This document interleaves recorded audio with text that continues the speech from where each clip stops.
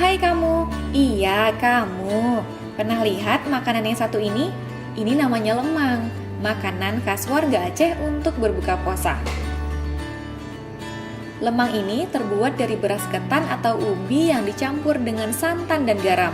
Kemudian dibalut dengan daun pisang dan dimasukkan ke dalam bambu yang sudah dipotong-potong seperti ini. Lemang dimasak dengan cara dibakar menggunakan arang. Selama 4 jam dibakar dan lemang siap untuk disajikan.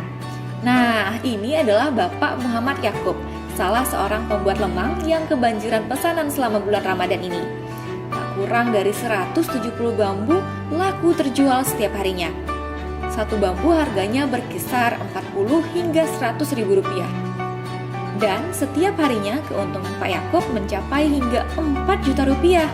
Wah, alhamdulillah ya Pak, bisa beli baju lebaran buat anak istri. Nah, saudara-saudara, hebatnya lagi kemampuan membuat lemang ini adalah warisan keluarga turun-temurun. Pak Yakub belajar dari Bu Hafsah ibunya. Bu Hafsah belajar dari ibunya. Ya, begitulah selanjutnya. Sayangnya Bu Hafsah tidak sanggup lagi membakar lemang, jadi hanya membuat selai serikaya khas Aceh untuk padanan lemang. Tapi uniknya, lemang ini cuma dibikin di bulan Ramadan. Aduh, ngiler liatin lemang-lemang berjejer begitu. Jadi kangen azan maghrib nih. Masih lama ya? Tapi lemang menjadi makanan favorit orang Aceh loh di bulan Ramadan. Jadi gak heran kalau dagangan Bu Hafsah dan Pak Yakub jadi rame.